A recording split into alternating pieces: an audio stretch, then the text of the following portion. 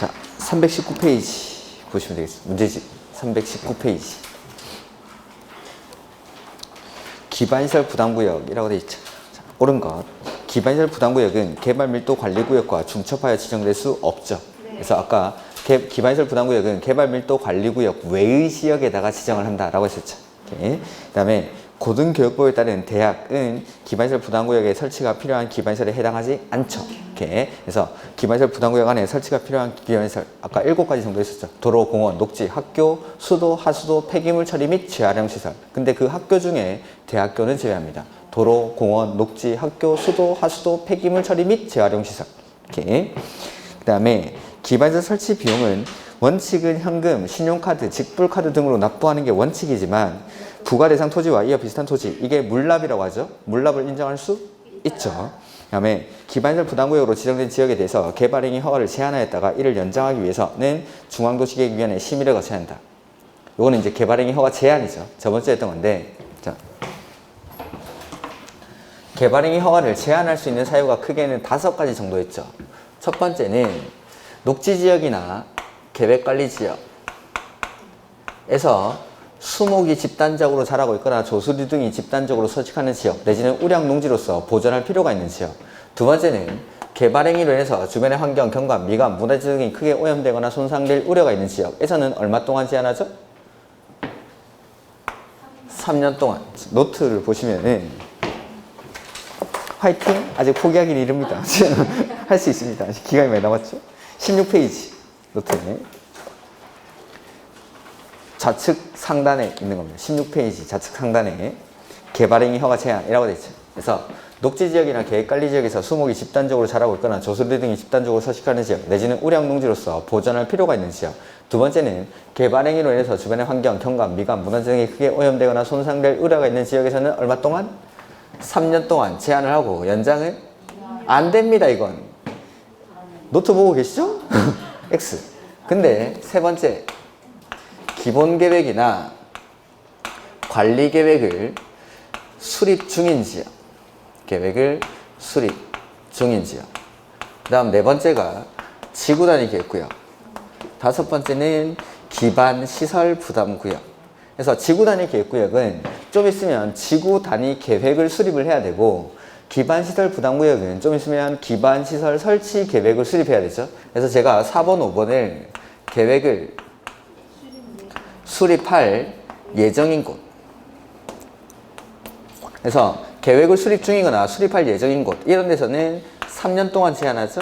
그리고 연장은 한 차례 2년. 그리고 처음에 3년을 제한할 때는 심의를 거쳐서 제한하는데 연장할 때는 심의를 거치지 않고 연장을 합니다. 그리고 개발행위 허가 제한은 에블바디가 합니다. 국장, 시도지사, 시장군수. 그래서 국장이나 시도지사가 제한하려고 할 때는 시장 군수한테 의견을 듣고 제한합니다. 지자체의 사정을 잘 모를 수도 있으니까. 그 다음에 이러한 사유가 있기 때문에 허가를 제한했는데 만약에 사유가 없어졌을 때는 제한 기간이 끝난 후에 지체 없이 해제합니까? 끝나기 전이라도 지체 없이 해제합니까? 끝나기 전이라도 지체 없이 해제해야 한다. 뭐 이런 것들. 그래서 연장이 되는 건 밑에 있는 세 가지. 밑에 있는 세 가지. 그리고 연장을 할 때는 심의를 거치지 않고 연장을 하죠. 이렇게. 그래서 보면은 4번 지문에 기반시설 부담구역으로 지정된 지역에 대해서 개발행위 허가를 제한하였다가 이를 연장하기 위해서는 심의를 거치지 않고 연장을 하죠. 그 다음에 기반시설 부담구역 지정고 시되고 나서 1년 안에 기반시설 설치 계획을 수립해야 되죠. 2년이 아니라 기반시설 설치 계획은 1년. 그 다음에 1년 안에 설치 계획을 수립하지 아니하면 1년이 되는 날이 다음 날에 기반시설 부담구역의 지정은 해제된 것으로 본다. 이것들을. 그 다음 11번 문제. 틀린 것.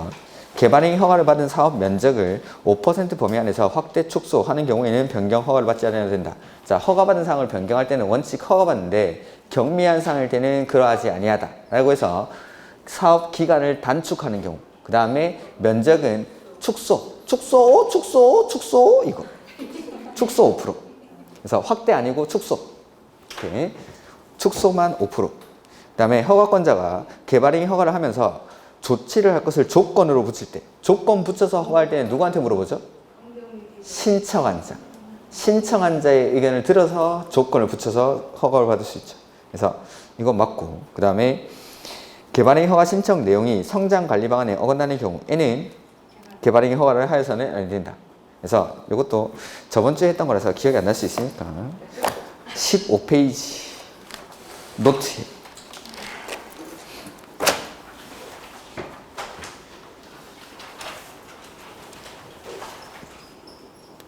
자, 맨 밑에 개발행위 허가의 절차라고 나와 있죠.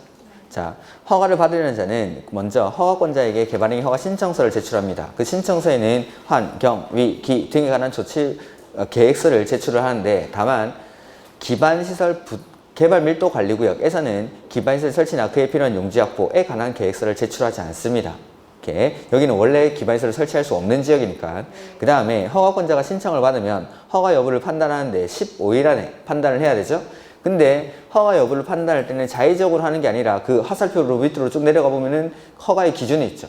첫 번째가 개발행위 허가 규모에 적합할 것. 이게 형질 변경 규모인데 그게 주, 상, 자, 생 1만 미만. 그 다음에 자연환경 보전지역 보존녹지는 5천 미만, 나머지 공업, 관리, 농림은 3만 미만일 때 허가를 받을 수 있다. 허가를 안 받는 게 아닙니다. 이렇게 해야 허가를 내어주겠다라는 거고, 두 번째는 관리계획이나 성장관리계획이라고 이제 바꾸는 게 좋겠죠. 지금 이제 옛날 문제니까 방안이라고 되어 있는데 성장관리계획에 어긋나지 아니할 것. 세 번째는 도시군 계획사업에 지장이 없을 것. 자, 개발행위라는 건 개인이 하는 행위입니다. 개인이 하는 행위이기 때문에 공적 개발인 도시군 계획 사업에 지장이 있으면 안 된다라는 거. 그래서 누구한테 물어보죠? 시행자의 의견 청취. 그 다음에 주변의 환경이나 경관과 조화를 이루어야 되고 기반시설의 설치나 그에 필요한 용지 확보 계획이 적절할 것. 이러한 경우에만 허가를 내어주겠다라는 거고, 이렇게 허가를 내어줄 때에는 허가에서 화살표 보면은 환, 경, 위, 기 등에 관한 조치를 할 것을 조건으로 허가를 할 수 있죠. 그리고 조건을 붙여서 허가할 때는 누구한테 물어보죠? 신청한 자. 개발행위 허가를 신청한 자. 그래서 그 3번 지문에 성장관리 방안의 내용에 어긋나는 경우에는 허가를 하여서는 안 된다. 기준에 적합하지 않으니까 허가를 내어주면 안 되겠죠. 그 다음에 자연녹지 지역에서는 도시계획위원회 심의를 통해서 허가의 기준을 강화 또는 완화해 적용할 수 있다. 그렇죠? 그 우리 해설에 보면 나와 있습니다. 자, 방금 읽었던 이 기준을 모든 용도 지역에서 동일하게 적용하는 게 아니라 시가와, 유보, 보전 이렇게 나눠가지고 시가와 용도에서는 이 기준을 100% 그대로 적용하고 유보 용도에서는 앞으로 개발이 될 수도 있고 안 될 수도 있으니까 기준을 강화하기도 하고 완화하기도 하고, 그 다음에 보전 용도에서는 보전이 목적이니까 기준을 강화해서 적용하죠. 시가와 용도 세 군데가 주거지역, 상업지역, 공업지역. 그 다음 유보 용도 세 군데는 계획관리, 생산관리, 자연녹지. 제가 유보용도 세 군데는 기억하라고 했는데 계획관리, 생산관리, 자연녹지. 그 다음에 나머지는 보존용도. 그래서 강화 또는 완화할 수 있는 것은 유보용도니까 계획관리, 생산관리, 자연녹지 지역에서는 기준을 강화 또는 완화할 수 있다. 이렇게. 그 다음에 5번에 건축물 건축에 대해서 개발행위 허가를 받은 자가 건축을 완료하고 건축물에 대해서 건축법상 사용 승인을 받으면 준공검사는 따로 안 받아도 됩니다. 받은 것으로 봐줍니다. 이렇게. 그 다음에 12번 옳은 것. 응급조치 허가 받습니까? 안 받습니까? 안 받습니다. 도시군 계획사업에 의하든 안 의하든 그냥 응급조치는 허가를 받지 않는다. 다만 뭐 해야 되죠? 신고. 그 다음에 국가지자체는 이행보증금을 예치하지 않죠. 믿을 수 있는 공공은 이행보증금 예치 의무가 없습니다. 그 다음에 조건을 붙여서 허가할 때는 누구한테 물어보죠? 신청한 자. 그 다음에 개발행위 허가를 받은 자가 행정청인 경우 그가 기존의 공공시설의 대체되는 새로운 공공시설을 설치하면 기존의 공공시설은 대체되는 공공시설의 설치 비용에 상당한 범위 안에서 허가받은 자에게 무상으로 양도될 수 있다. 5번에 행정청이 아닌 경우에는 무상으로 기속된다. 반대로 써놨죠. 이거를 기억이 안 나실 수 있으니까 16페이지 개발행위 허가 제한 바로 밑에 있는 거. 개발행위에 따른 공공시설의 기속이라고 되어 있죠. 방금 봤던 허가 제한 바로 밑에. 그래서 개발행위 허가를 받은 자가 기존의 공공시설에 대체되는 새로운 공공시설을 설치를 했습니다. 그때 새 거는 어떻게 처리하고 기존 거는 어떻게 처리하고, 노트에 16페이지 그거에 관한 문제죠. 그래서 허가를 받은 자가 행정청이든 비행정청이든 관계없이 새로 설치한 공공시설은 무조건 관리청에 무상으로 기속. 다만 종전걸 처리하는 방법이 달라지는 거죠. 그래서 종전의 공공시설은 허가를 받은 자가 행정청일 때는 무상으로 기속이 되는데 비행정청일 때는 기속되는 게 아니라 새로운 공공시설의 설치 비용에 상당하는 범위 안에서 무상으로 양도를 합니다. 양도. 이런 것들. 다음에 뭐 소유권 기속시기 이런 것들 일단 놔두시고. 그래서 12번에 4번, 5번 지문은 반대로 써놓은 겁니다. 반대로. 그리고 지금 보시는 이 개발행, 공공시설 기속은 개발행위 뿐만 아니라 도시군 계획시설사업, 개발사업, 정비사업에 다 통용됩니다. 그러니까 도시군 계획시설사업의 시행자, 개발사업의 시행자, 정비사업의 시행자가 행정청인 경우, 비행정청인 경우 이렇게 나눠가지고 새로 설치하는 공공시설은 무조건 그 관리청의 기속, 그 다음에 그 시행자가 내지는 허가를 받은 자가 행정청인 경우, 비행정청인 경우 나눠가지고 종전의 공공시설 처리 방법이 이렇게 달라집니다. 이렇게. 그러니까 개발법이나 정비법에도 이런 내용이 나올 수가 있습니다. 시설사업에서도. 그 다음에 13번 문제. 옳은 것.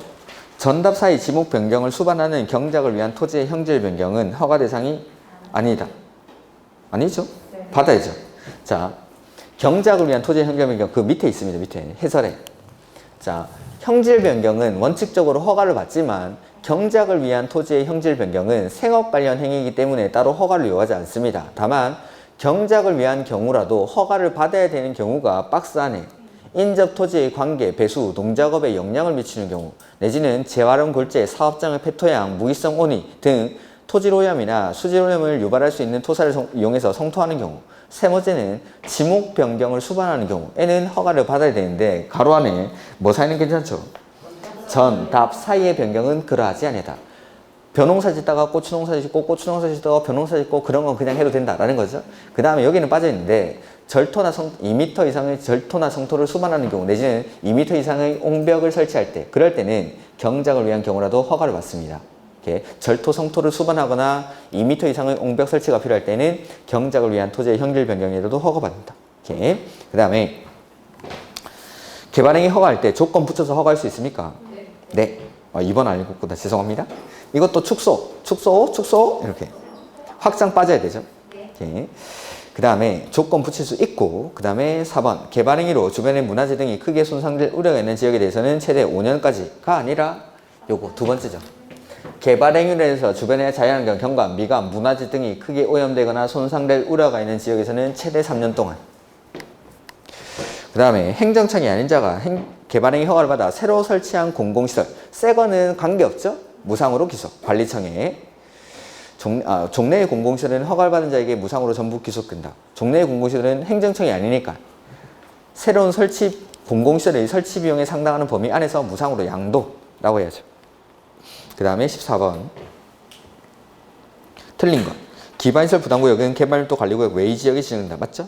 중복이 안 되니까. 그 다음에 개발밀도 관리구역에서는 당해 용도지역에 적용되는 용적률 최대한도 얼마까지?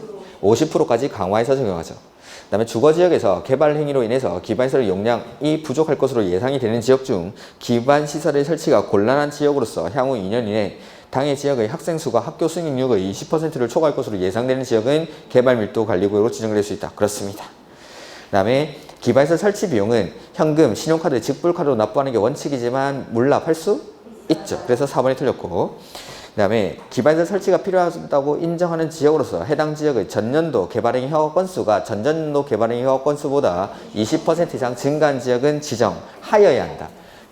기반시설 부담구역은 그 2년 20% 나오고 행위 제한이 완화되는 지역은 원칙적으로는 해야 됩니다.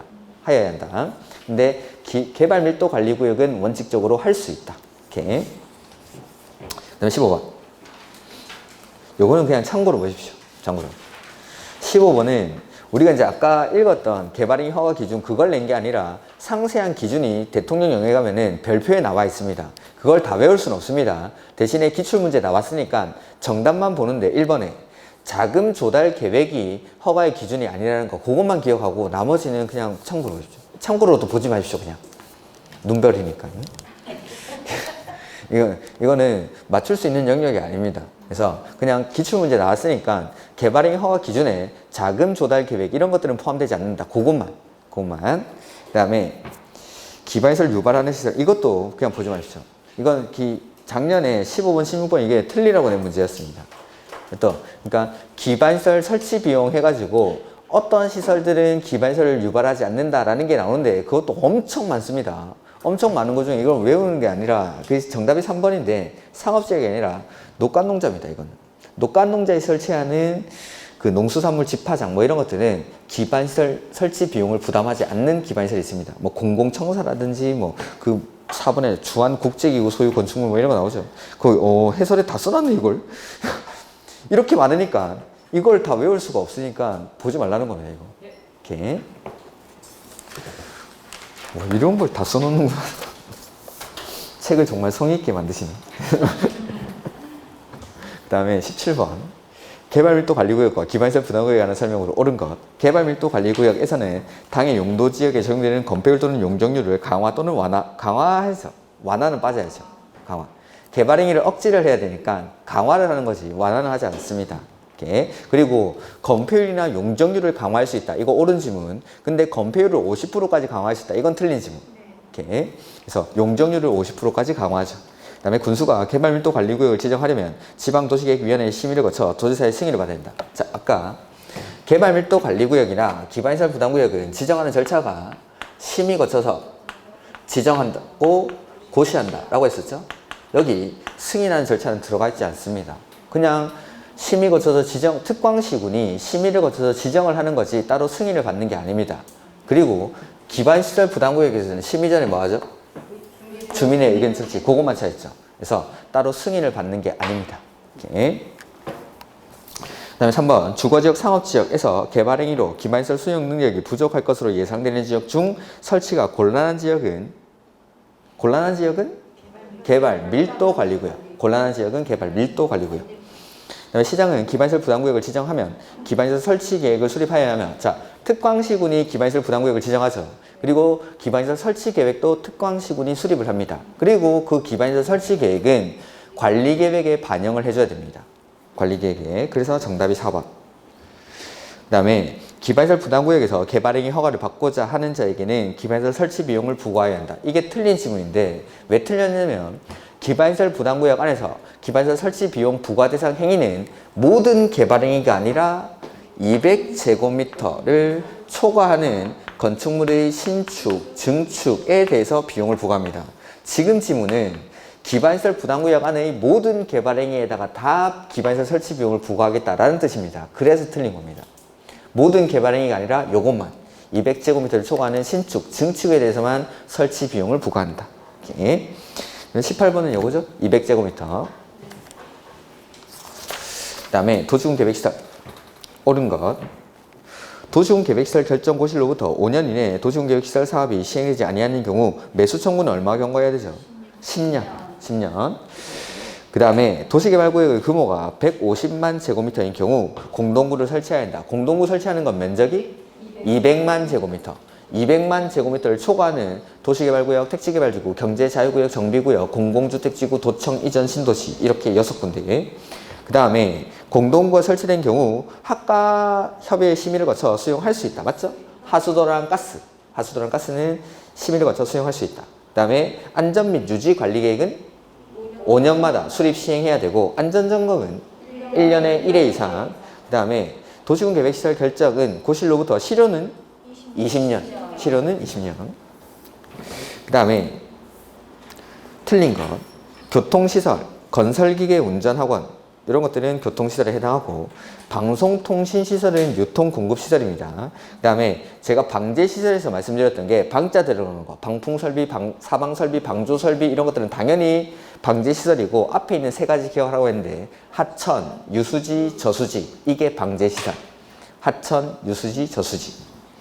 그 다음에 장사시설은 보건위생시설이죠. 보건위생시설. 장사시설은 공간시설이 아니라. 그리고 폐차장은 교통시설이 아니라 환경기초시설입니다. 이런 식으로. 그 다음에 광역계획권과 광역시설에 관한 설명으로 틀린 것. 국장은 인접한 둘 이상의 특별시, 광역시, 특별자치시의 관할구역 전부 또는 일부에 대해서 광역계획권으로 지정할 수 있다. 자, 광역계획권 지정하는 사람은 국장 아니면 도지사죠. 근데 지금 보면은 특별시, 광역시, 특별자치, 시까지만 나와 있으니까 시구는 없죠. 그러니까 둘 이상의 시도에 걸치는 경우라고 생각하시면 되겠죠. 그래서 국장이. 그 다음에 광역시설의 설치관리는 공동구 설치관리에 따른다가 아니고 도시군 계획 시설의 설치관리에 따라서 설치하고 관리를 해야 되죠. 광역시설 역시 기반시설이기 때문에 원칙은 도시군 계획시설의 설치관리에 따라서 설치하고 관리한다. 그 다음에 장사시설, 도축장은 광역시설이 될 수 있다. 네, 그렇습니다. 될 수 있겠죠. 둘 이상의 관할구역이 이용하는 시설에 해당합니다. 그 다음에 관계, 특별시장, 광역시장, 특별자치시장, 특별자치도지사는 협약을 체결하거나 협의회 등을 구성해서 광역시설을 설치 관리할 수 있죠. 근데 만약에 협의가 이루어지지 않을 때 그 관할구역이 같은 도에 속할 때는 누가? 도지사가 직접 설치할 수 있다. 직접 설치하는 겁니다. 설치할 자를 지정하는 게 아니라. 근데 이럴 때는 도지사가 설치할 수 없겠죠? 특별시, 광역시에 걸쳐 있으니까. 그 다음에 국가계획으로 설치하는 광역시설은? 법인. 광역시를 풀다가 국가계획 나오면은 법인. 그래서 뒤에 법인 나오죠. 이렇게. 그 다음에 4번에 자동차 정류장을 세분할 경우 해당하지 않는 것. 자, 아까 대통령령으로 세분할 수 있는 시설이 도로, 자동차 정류장, 광장 이렇게 세 가지가 있었는데 도로는 다 도로로 끝나고 광장은 다 광장으로 끝납니다. 그래서 광장으로 끝나는 거 교통광장이 정답입니다. 그러니까 자동차 정류장이 어떻게 세분되는지 그걸 뭐 굳이 기억할 필요는 없습니다. 그 다음에 5번 갑소유 토지는 A광역시 B구에 소재한 지목이 대인 토지로서 한국토지주택공사를 사업 시행자로 하는 도시군계획시설 부지이다. 갑의 토지에서 국계법에 따른 국계법령상 도시군계획시설 부지에서의 매수 청구권이 인정되는 경우 이에 관한 설명을 옳은 것이라고 되어 있죠. 자, A광역시 B구에서 사업을 시행하는데 한국토지주택공사가 시행자로 지정되어 있다라고 되어 있죠. 그럴 때 매수 의무자는 자, 매수 청구권에서 매수 의무자는 원칙은 특, 광, 시, 군이죠? 그러면은 A광역시 B구에서는 일단 B구청장은 매수 의무자가 될 수가 없습니다. 그래서 원칙은 광역시장이 해야 되지만 지금 문제에 보면은 따로 시행자가 정해져 있습니까? 네, 주택공사로 시행자가 정해져 있죠. 그럼 이 문제에서는 매수 의무자가 한국토지주택공사가 되는 겁니다. 이걸 기억을 하면서 지문을 읽어 내려가야 됩니다. 보면은 주공이고 갑이 매수 청구를 할 수 있는 대상은 토지이며 건물도 포함됩니다. 건물이나 물건도. 그 다음에 갑이 원하는 경우 매수 의무자는 도시군계획시설 채권을 발행하여 그 대금을 지급할 수 있다. 안 됩니다. 매수 의무자가 지금 주공이죠. 문제 이걸 인식을 하면서 읽어 내려가야 됩니다. 그래서 지자체가 매수 의무자가 아니기 때문에 채권을 발행할 수가 없습니다. 이렇게. 그 다음에 매수 의무자는 매수 청구를 받은 날부터 6개월 안에 매수 여부를 결정해서 소유자랑 A광역시장 특광시군에게 알려줍니다. 그래서 옳은 게 4번. 그 다음에 그러니까 매수 의무자가 매수 결정을 하면은 매수 결정은 6개월 안에 매수 결정을 하고 나서 소유자랑 특광시군에게 알려줍니다. 이렇게. 그 다음에 매수 청구에 대해서 매수 의무자가 매수하지 아니하기로 결정한 경우 갑은 자신의 토지에 2층의 다세대 주택 안 되죠. 3층 이하의 단독주택. 그리고 단독주택이기 때문에 다중, 다가구 이런 거 안 됩니다. 단독주택만. 그 다음에 공동구 협의회 심의를 거쳐야 하는 거. 학과 찾는 거죠. 4번. 가수도랑 가스는 협의회 심의를 거쳐서. 그 다음에 공동구를 설치하여야 하는 지역 등을 모두 고른 것. 아까 해설에 나와 있을 거라고 했죠. 도시개발구역, 택지개발지구, 경제자유구역, 정비구역, 공공주택지구, 도청 이전 신도시 이렇게 6군데. 이걸 설마 외우라고 하고 낼지 몰랐는데 나왔죠. 그래서 제가 올해 뭐 60번 채운다고 했는데 한 2, 30번 한 것 같은데 도시개발구역, 택지개발지구, 경제자유구역, 정비구역, 공공주택지구, 도청 이전 신도시 이렇게 6군데가 면적이 얼마? 200만 제곱미터를 초과할 때. 그래서 산업단지는 아닙니다. 그 보기 중에는. 도시개발구역, 택지개발지구, 경제자유구역, 정비구역, 공공주택지구, 도청 이전 신도시 이렇게 6군데. 그 다음에 8번에 매수청구. 매수 의무자가 매수하기로 결정한 토지는 매수 결정을 알린 날부터 얼마 안에? 2년 안에 매수를 해야 되죠. 그래서 1번 틀렸고. 그 다음에 지자체가 매수 의무자인 경우 토지 소유자가 원하는 경우에는 채권을 발행해서 대금을 지급할 수 있다. 그렇죠? 매수 의무자가 지자체이어야 하고 원칙은 현금 주는데 예외적으로 발행하는 채권이니까 소유자가 원할 때. 그 다음에 도시군 계획시설 채권 상환기간은 10년 이내로 하죠. 10년 이내. 그 다음에 매수 청구를 한 토지의 소유자는 매수 의무자가 매수하지 아니하기로 결정한 경우에는 개발행위 허가를 받아 공작물을 설치할 수 있다. 튼튼히 3층에 단독, 3층에 1종근생, 3층에 2종근생 공작물도 설치할 수 있죠. 그 다음에 해당 도시군 계획시설 사업의 시행자가 정해진 경우 시행자에게 매수 청구할 수 있다. 그렇죠. 원칙은 특광시군한테 매수 청구를 하는데 시행자가 따로 정해진 경우에는 그 시행자에게. 그 다음에 9번. 틀린 것. 교통시설. 폐차장은 환경기초시설. 이게 정답. 그 다음에 공원, 녹지, 유원지, 공공공지 뭐 이런 것들은 공간시설. 그 다음에 청소년, 수련시설은 공공문화체육시설이고 하천, 유수지, 저수지 요거 방제시설. 하천, 유수지, 저수지. 하천, 유수지, 저수지. 뒤에는 다 방자 들어가는 거. 그 다음에 하수도는 환경기초시설. 그럼 수도는 뭐죠? 수도? 유통공급시설. 수도는 유통공급시설. 하수도는 환경기초시설. 오케이. 그 다음에 도시군계획시설에 관한 설명으로 옳은 것. 자, 이거다. 자, 나왔는데, 아까 도시, 군, 계획, 시설을 뭐 설치하고, 관리하고, 이렇게 할 때, 설치할 때 원칙은 어떻게 한다라고 했죠? 관리계획으로. 도시군 관리계획으로. 그래서 도시군 계획시설을 설치할 때는 관리계획으로 하는데 이 조문이 지상, 수상, 공중, 수중, 지하에 기반시설을 설치하려는 자는 미리 그 종류, 명칭, 위치, 규모 등을 관리계획으로 결정해야 한다. 이렇게 되어 있습니다. 근데 예외적으로 관리계획 절차를 거치지 않고 설치할 수 있는 기반시설이 있죠? 해서 지금 1번 지문처럼 또 하나 더 없나? 일단 나오면 볼 건데, 자, 지금 1번처럼 도시지역 내지는 뭐 지구 단위 계획구역에서 뭐 좀 특정한 기반시설이 나옵니다. 지금은 사회복지시설이라고 되어 있습니까? 사회복지시설, 뭐 주차장, 열공급설비, 공공문화체육시설, 뭐 공공필요성이 인정되는 체육시설, 아니면은 뭐 여러 가지 시설들, 막 특정한 기반시설이 나오죠. 그리고 문장은 맨 끝에 관리계획으로 결정하여야 한다 나오면은 틀린 질문. 이거는 출제 의도가 이 예외가 있는지를 아는 걸 물어보려고 내는 겁니다. 예외가 있는지 아는 걸 물어보려고. 그러니까 원칙을 관리계획으로 결정해야 되는 걸 내고 싶을 때는 그냥 아까 말했던 조문 그대로 지상, 수상, 공중, 수중, 지하에 기반시설 설치할 때는 미리 그 종류, 명칭, 위치, 규모 등을 관리계획으로 결정해야 된다. 그렇게 되는데 이렇게 딱 형태가 고정이 되어 있습니다. 도시지역 내지는 지구단위 계획구역에서 특정한 기반시설의 명칭이 나올 겁니다. 뭐 설치할 때 N은 맨 끝에 관리계획으로 결정해야 한다 이렇게 나오면 틀린 질문. 근데 관리계획으로 결정하지 아니하고 설치할 수 있다 하면은 옳은 질문. 왜냐하면 이거 묻고 싶으니까 출제 의도 자체가 예외가 있느냐를 아는지 그걸 물어보고 싶으니까 요렇게 내는 겁니다. 그러니까 그 아까 우리 요약서에서 봤지만 관리계획 결정 절차를 거치지 않고 설치할 수 있는 기반시설은 엄청 많습니다.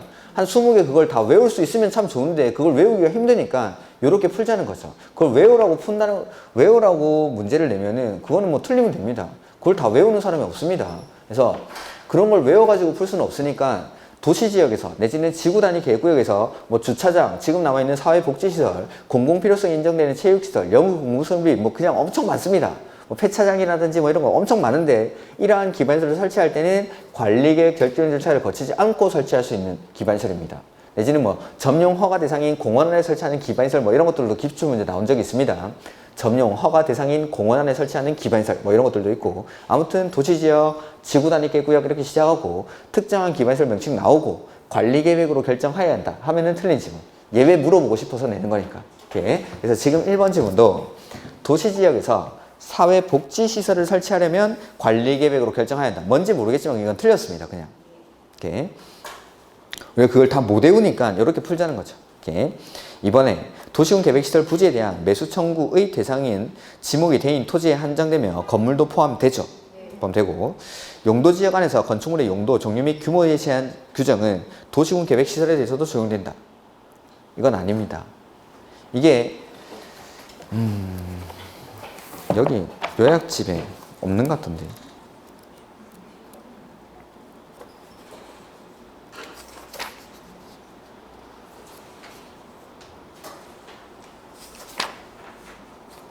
요약집에는 안 나와 있는데 제가 기본서에서 한번 보여드렸는데 이런 것들은 잘 기억이 안 납니다.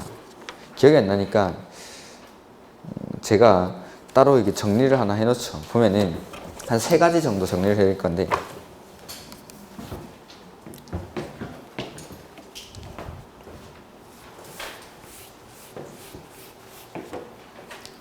첫 번째는 용도, 지역이나 용도, 지구에서 도시, 군, 계획, 시설. 이거 뭐죠?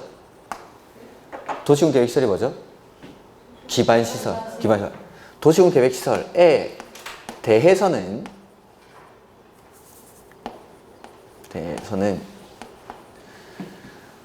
건축 제한에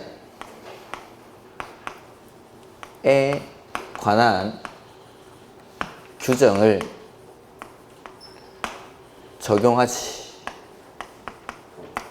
아니한다. 이 건축 제한을 다른 말로 하면은 건축물의 용도, 종류 및 규모 등의 제한. 그러니까 이 도시군 계획 시설은 기반 시설이니까, 자, 이 기반 시설에 대해서는 용도 지역이나 용도 지구의 건축 제한에 관한 규정을 적용을 하지 않겠다는 겁니다. 그러니까 여기는 뭐 3층 이하의 건물만 지어라. 근데 시청 짓는데 5층, 6층 지어도 됩니다. 여기는 도시군 계획 시설은 이렇게 공공청사니까. 이렇게 이런 것들은 용도 지역이나 용도 지구의 도시군 계획 시설에 대해서는 건축 제한에 관한 규정을 적용하지 않는다. 요거 기본서에는 다 체크해 드렸습니다. 두 번째는 경관지구나 고도지구에서 이거는 기억이 날 만도 안 돼. 경관지구나 고도지구에서 리모델링이 필요한 건축물.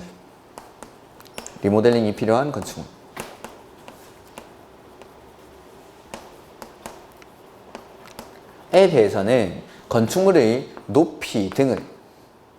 높이나 규모 등을 완화할 수 있습니다. 그 다음에 세 번째, 이거는 기억이 날 겁니다. 방제지구에서 1층 전부를 필로티로 한 경우 층수를 산정할 때 제외합니다. 요 세 가지.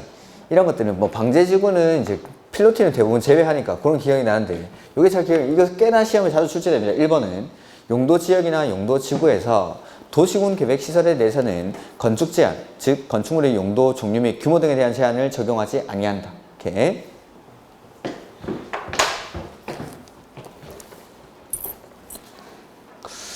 그 다음에 하나 더 있긴 한데 그게는 뭐 나오면 보도록 하죠. 보면은 그 다음에 4번 도시군 계획시설 부지에서 관리계획을 위반하는 경우 계획 위반을 위한 적성평가를 실시하지 않을 수 있다. 네, 맞습니다. 이건 적성평가 생략서예요. 좀 어려운 문제죠. 그래서 도시군 계획시설 부지라든지 지구단위 계획 구역에서 관리계획을 위반할 때에는 적성평가를 실시하지 아니할 수 있다. 지구단위 계획구역이나 도시군 계획시설 부지에서 관리계획이 위반될 때는 적성평가를 생략할 수 있다. 경관지구, 고도지구 이런 건 모르셔도 되는데 1번 요거는 좀 기억을 해주시고, 그 다음에 도시군 계획시설 사업의 시행자가 행정처인 경우 시행자의 처분에 대해서는 행정심판을 제기할 수 있죠. 자, 아까 말씀 안 드렸는데 그 도시군 계획시설 사업의 시행자,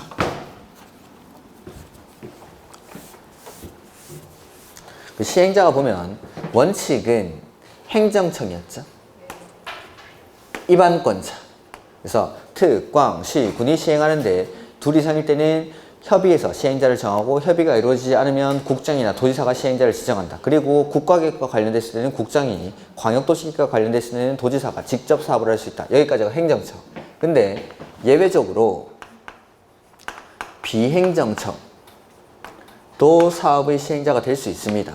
다만 이 비행정청은 그냥은 안 되고 행정청으로부터 지정을 받았을 때 시행자가 될 수 있죠. 그리고 이 시행자의 처분에 대해서는 시행자가 행정청이든 비행정청이든 관계없이 모든 시행자의 처분에 대해서는 행정심판을 제기하는 게 가능합니다. 대신에 유의하셔야 되는 건 시행자가 비행정청일 때 행정심판을 제기하는 건 가능하지만 그 피청구인을 비행정청으로 하는 게 아니고 이 사람을 지정한 행정청을 대상으로 행정심판을 제기한다. 그것만 기억하시면 됩니다. 이렇게. 그 다음에 방지시설, 하천, 유수지, 저수지 차정됩니다. 앉는 것이니까 하수도, 이거는 환경기초시설. 하천, 유수지, 저수지, 그 다음에 방자 들어가는 거. 그 다음에 12번 옳은 것. 도시개발구역이 200만 제곱미터를 초과하면 공동구를 설치할 수 있습니까? 해야 됩니까? 하여야 한다. 안전및 유지관리계획은 5년마다 5년마다 수립 시행해야 되고 도시군 계획시설 부지의 매수 청구 시 매수 의무자가 매수하지 아니하기로 결정한 날부터 1년이 경과하면 토지 소유자는 해당 용도 지역에 허용되는 건축물을 건축할 수 있다. 2년도 아니고 자 보죠. 자 매수 청구를 받은 매수 의무자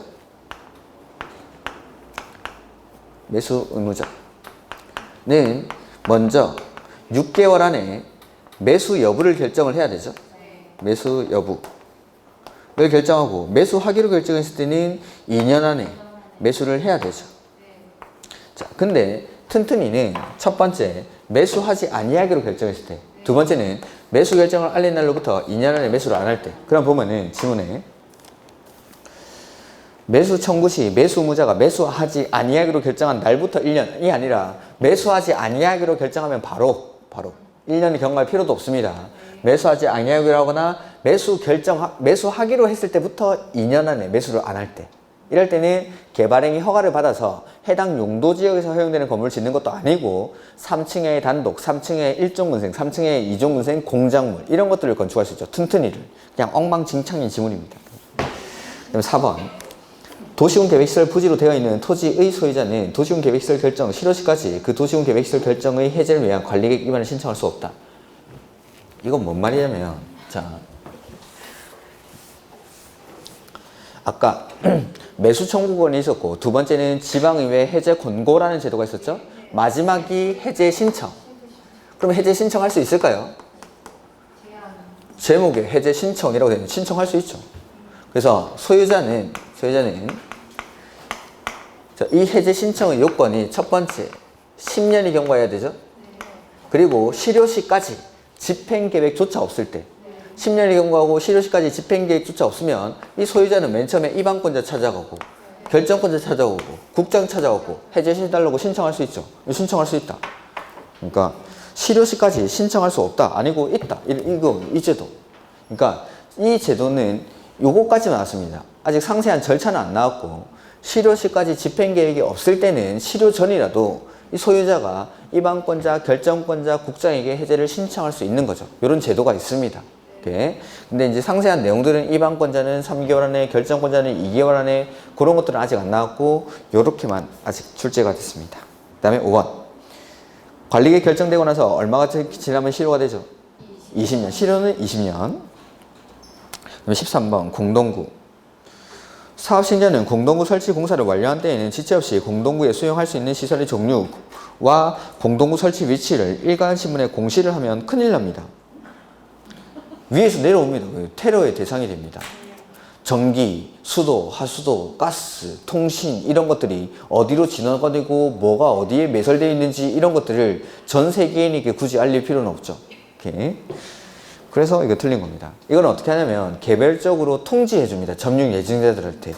이렇게. 그래서 그 참고해 보면은 사업신자는 공동구 설치 공사를 완료한 때에는 해설에 지체 없이 다음의 사항을 공동구 점용 예정자들에게 개별적으로 통지한다. 해서 수용된 시설의 점용 공사 기간, 그 다음에 설계 도면, 위치, 시설의 종류 이런 것들을 개별적으로 통지해 주는 거지. 일간신문에 공시하면 난리 나겠죠. 그 다음에 2번. 공동구 점용 예정자는 공동구에 수용될 시설을 공동구에 수용함으로써 용도가 폐지된 종래의 시설은 사업 시행자가 정하는 기간까지 철거를 해야겠죠? 필요가 없어졌으니까. 그러니까 전기선로를 땅에다가 물은 겁니다. 그럼 지상에 있던 전봇대는 철거를 해야 된다라는 거. 그럼 전봇대 뽑으면 땅에 구멍이 나 있겠죠? 그거 메꿔야 된다 이 말. 원상회복해야 된다. 3번 사업 시행자는 공동구 설치가 포함되는 개발 사업의 실시 계획 인가 등이 있은 후 지체 없이 공동구 점용 예정자에게 부담금의 납부를 통지해야 한다. 뭐 이런 것들을 한번 읽어두시고. 이렇게. 공동구 관리자가 공동구 안전 및 유지 관리 계획을 변경하려면 미리 관계 행정기관장과 협의한 후 공동구 협의회 심의를 거쳐야 한다. 그러니까 공동구를 안전 및 유지 관리 계획을 변경한다라는 건 수립할 때랑 똑같이 하겠죠? 수립하는 절차를 저는 설명을 드린 적이 없습니다. 모르는 거 절대 찍으면 안 됩니다. 처음 배우고 모르는 거 이런 것들은 정답 아니겠지 하고 넘어가는 겁니다. 이런 것들을 이런 게 있었어? 하면서 막 정답 찍고 이러면 난리 납니다. 그래서 모르는 거, 헷갈리는 건 몰라도 모르는 거는 처음 보는 거 이런 건 절대 정답을 찍으시면 안 됩니다. 이렇게. 그리고 의외로 막 숫자 바꿔가지고 정답 내고 이런 거 잘 없습니다. 그러니까 수업 시간에 강조들을 드렸던 숫자들은 당연히 시험에 나오지만 처음 보는 막 14일, 30일짜리 막 이런 거 찍으면 절대 안 됩니다. 이렇게. 그래서 이런 것들은 그냥 계획, 공동구 안전 및 유지 관리 계획의 수립 절차라고 보면 되겠죠. 그래서 관계 행정기관의 장과 협의하고 공동구 협의의 심의를 거쳐서 공동구 안전 및 유지 관리 계획을 수립한다. 기출 지문이니까 이런 것들은 읽어 두시면 되겠죠. 그 다음에 공동구 관리자는 매년 1월 1일, 이건 지우십시오. 그냥 안전점검은 1년에 1회 합니다. 예전에는 이 안전점검에는 정기점검, 긴급점검, 정밀점검 이렇게 나눠가지고 세 가지로 구분을 했었는데 그게 지금은 우리 법에는 없습니다. 이렇게 다른 법으로 갔으니까 아실 필요는 없습니다. 그 다음에 14번 매수 청구 틀린 것. 토지 소유자가 원하면 채권을 발행하여 대금을 지급할 수 있다. 보면은 거기 첫 번째 줄에 지자체가 매수 의무자라고 돼 있죠. 문제에. 그러니까 채권 발행할 수 있고 도시군 계획시설 채권 상환기간은 10년 이내. 그 다음에 매수 청구된 토지의 매수 가격, 매수 절차는 무슨 법을 준용하죠? 공치법을 준용. 공치법을 준용. 이렇게. 매수 절차나 매수 가격은 공치법을 준용. 그 다음에 비업무용 토지로서 매수 대금이 얼마? 3천만 원을 초과할 때 그 초과 금액에 대해서 채권을 발행할 수 있죠. 그 다음에 매수하기로 결정한 토지는 매수 결정을 알린 날부터 얼마 안에? 2년 안에 매수를 해야 된다. 그 다음에 관리계획으로 결정하여야 하는 것. 이런 것들은 그냥 틀리시라 이 말입니다. 이런 것들은. 그러니까 관리계획으로 결정하지 않고 설치할 수 있는 기반시설이 있는데 저거 보시면은 그거 이걸 또 다 써놨네 이거. 책 지면을 막 쓰네. 이걸 다 외울 수가 없기 때문에 이런 건 틀리시라는 겁니다. 이거. 이렇게. 이런 건 뭐 해설도 할 필요도 없습니다. 그냥 볼 필요도 없어요. 파버리십시오, 그냥. 그 다음에 16번. 옳은 것. 이거 또 나왔죠. 아까 말씀드렸죠. 도시지역에서 내지는 지구 단위 계획구역에서 뭐 설치한다 하면은 맨 끝에 가보면 되죠. 관리계획으로 결정해야 한다. 이거 틀린 지문입니다. 이렇게. 관리계획 결정 없이 설치할 수 있는 기반시설. 그래서 이런 것들은 출제 의도 자체가 예외가 있느냐를 아는지를 물어보기 위한 거니까 그냥 형태를 가지고 푸실 수밖에 없습니다. 그 다음에 이번에 도시군 계획시설 결정고시로부터 10년 이내 도시군 계획시설 사업이 시에 관한 실시계획 인가만 있고 사업이 시행되지 아니한 경우에는 매수 청구권이 인정되지 않습니다. 10년이 경과하고 지목이 되인 토지라 하더라도 실시계획 인가나 그에 상당하는 절차가 진행된 경우에는 제외합니다. 실시계획 인가나 그에 상당한 절차가 진행된 경우. 그 다음에 3번 지방의회로부터 장기 미집행 시설의 해제를 공고받은 시장 군수는 도지사가 결정한 관리계획 해제를 관리계획으로 결정할 수? 네, 하지 마시고 뭘 또 처음 보죠. 자, 매수 청구권 뒤에 나왔던 게 지방의회 해제 권고라는 제도가 있었죠. 자, 지자체장이 지방의회에다가 보고하죠. 그러면 지방의회는 다시 지자체장에게 해제 권고를 하죠. 근데 이 권고를 받은 지자체장이 시장 군수입니다. 그러면 시장 군수는 도지사가 결정한 관리계획을 해제할 수는 없으니까 뭐 하죠? 도지사에게 신청을 합니다. 도지사에게 신청. 그러니까 시장 군수는 원칙적인 관리계획 결정권자가 아니기 때문에 자기가 직접 해제를 위한 관리계획 결정을 할 수가 없어서 결정권자인 도지사에게 신청하고 신청을 받은 도지사는 1년 안에 해제를 위한 관리계획 결정을 하여야 한다. 그러니까 이게 결정해제라고 하죠. 결정해제. 결정한 사람이 해제해야 된다. 그 다음에 4번. 이건 비용 부담인데, 자, 이거는 우리 책에 제가 이제 기본서에서는 설명을 안 드렸기 때문에 한번 해보면은 요것도 국계법에만 나오는 거 아니고 다른 법에 계속 통용돼서 나오는 겁니다. 여기 광명, 뭐 안양, 과천 뭐 이렇게 있다고 그러죠. 그 다음에 서울 뭐 이렇게. 광명시장이 도로를 만드는데 안양, 과천, 서울 이렇게 순환한 도로를 만드는 겁니다. 그러면 광명시장이 하는 사업으로 인해서 안양시장, 과천시장, 서울시장이 이익을 얻습니까? 돈 내라고 하는 겁니다. 그게 비용부담. 그래서 도시군 계획시설 사업에 드는 비용은 원칙적으로 사업의 시행자가 부담하는 게 원칙입니다. 다만 내가 하는 사업으로 인해서 이익을 얻는 다른 지자체가 있을 때에는 그 지자체에다가 비용을 부담시킬 수 있는데 그 비용을 부담시킬 때는 원칙은 협의합니다. 협의. 근데 만약에 협의가 이루어지지 않는다라고 할 때 관할이 같으면 도지사, 관할이 다르면 이때는 행안부 장관이 결정하는 바에 따릅니다. 행안부 장관이. 자, 광명시장이 서울시장한테 비용을 부담시키려고 합니다. 원칙은 뭐 하죠? 협의. 협의. 근데 협의가 이루어지지 않죠. 이럴 때는 시도가 다르죠. 이럴 때는 행안부 장관이 결정하는 바에 따르겠다라는 거. 근데 광명시장이 안양시장한테 비용 부담시키려고 합니다. 원칙 뭐 하죠? 협의. 근데 협의가 이루어지지 않죠. 근데 안양시장은 같은 경기도입니까? 그러면 도지사. 이렇게 한다라는 겁니다. 이렇게 뭐 이거보다 좀 더 많은 내용들이 있는데 뭐 기초사나 지형도면 작성에 드는 비용은 80%까지 보조하고 행정청이 시행자. 자, 도시군 계획시설 사업. 도시, 군, 계획, 시설, 사업이 시행자가 행정청일 때 에는 비용의 50%까지 국가 예산에서 보조할 수 있습니다. 근데 비행정청일 때 에는 3분의 1까지 보조하거나 융자할 수 있습니다.